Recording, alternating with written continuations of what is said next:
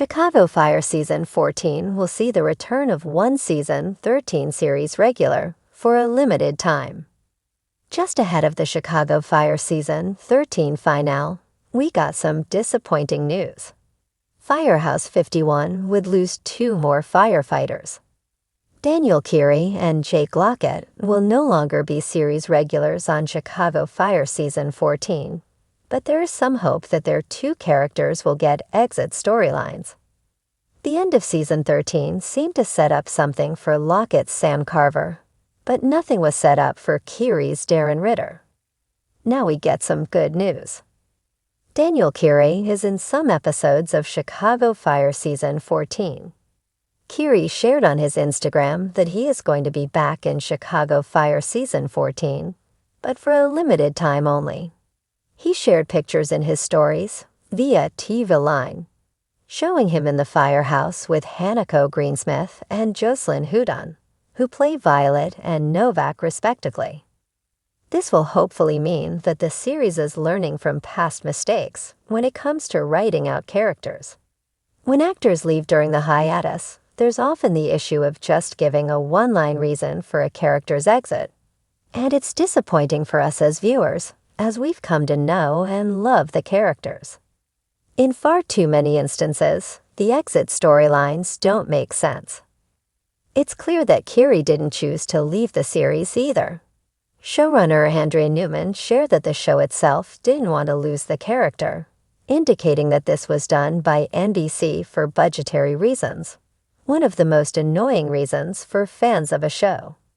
Ritter's exit can be written into Chicago Fire. Now that we know Keary will be in some episodes, it opens the door for an exit storyline. Toward the end of Chicago Fire Season 13, there was a hint of some CFD layoffs. While Herman and Mouch were the ones potentially threatened by these layoffs, sometimes the younger members of the firehouse can find themselves out the door. It's possible that Ritter will end up being a casualty of the layoffs. We can get a couple of episodes to wrap up some storylines for Ritter to learn that he needs to find work elsewhere. With this type of exit storyline, there is a chance for a return later in the series if everyone is open to it.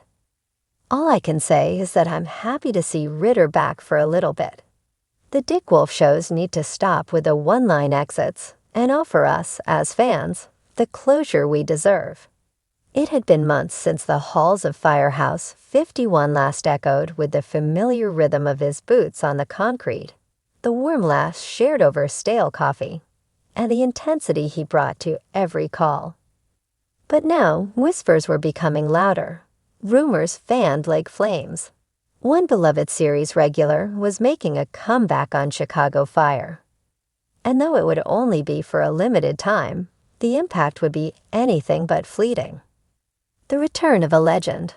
When the call sheet for Season 14, Episode 6 circulated among the cast and crew, jaws dropped. Guest star, Jess Spencer as Matthew Casey. Yes, Casey was coming home. Though now stationed in Oregon working wildfire rescue and building a life with Sylvie Brett after their emotional off-screen reunion, a crisis in Chicago brings him back to where it all began. Firehouse 51. The producers have confirmed that Casey will appear in a short but powerful arc spanning 3 episodes, beginning with a major emergency that demands his unique expertise. A massive multi-structure fire tied to an illegal underground fuel operation, something Casey's been tracking in Oregon with the feds. A shocking wake-up call. The episode opens with Bowden getting an urgent early morning call.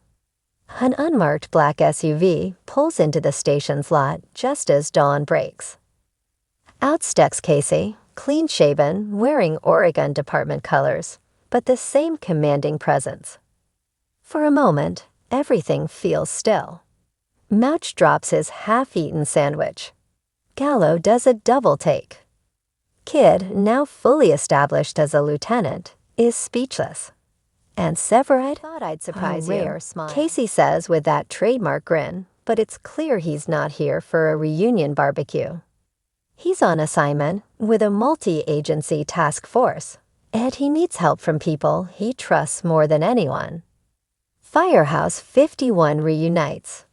The reunion is more than just nostalgic fan service. It sparks drama, closure, and soul-searching.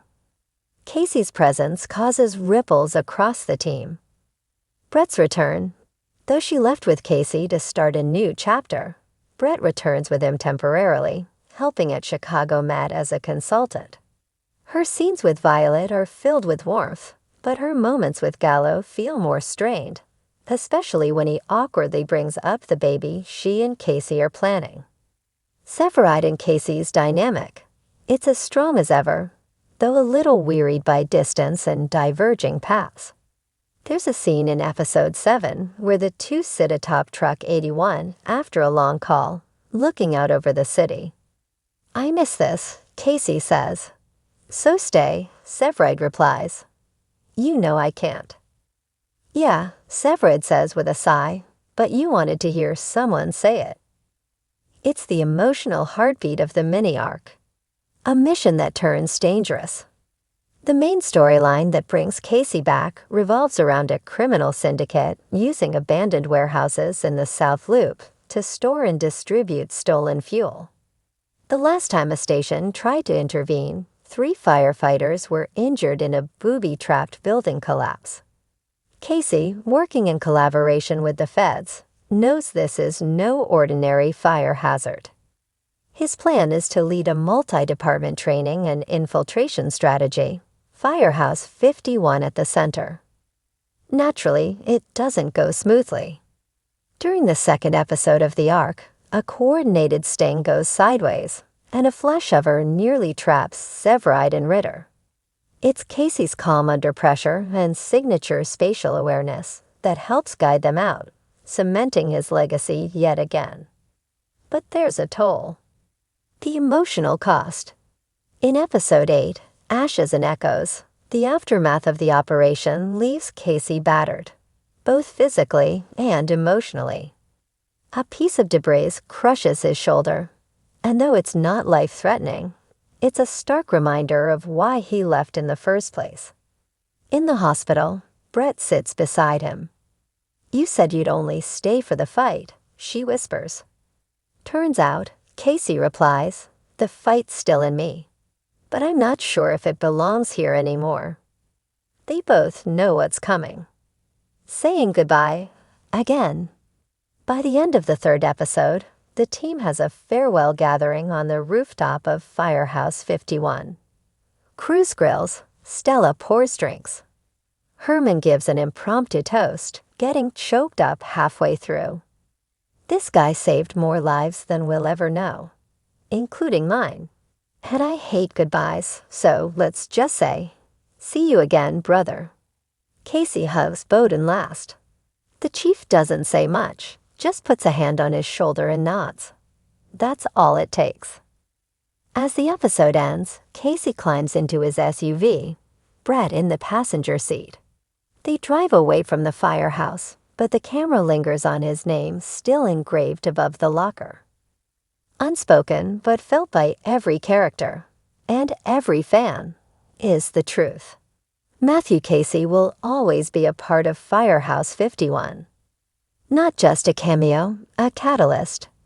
Executive producer Andrea Newman shared in a behind-the-scenes interview that bringing Casey back wasn't just about sentimentality. It was about showing how much the Firehouse has grown and changed in his absence.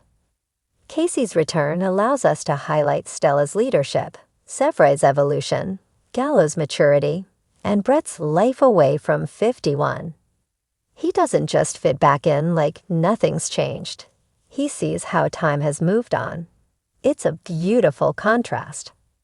And for longtime fans, it's a gift, a reminder of what made them fall in love with Chicago Fire in the first place. Could there be more? Though this return is officially billed as limited, NBC insiders are already teasing the possibility of more down the line. One tantalizing Easter egg. In his final scene, Casey gets a mysterious text from someone in Oregon. The camera zooms in just enough to reveal the message. We need you back. It's happening again.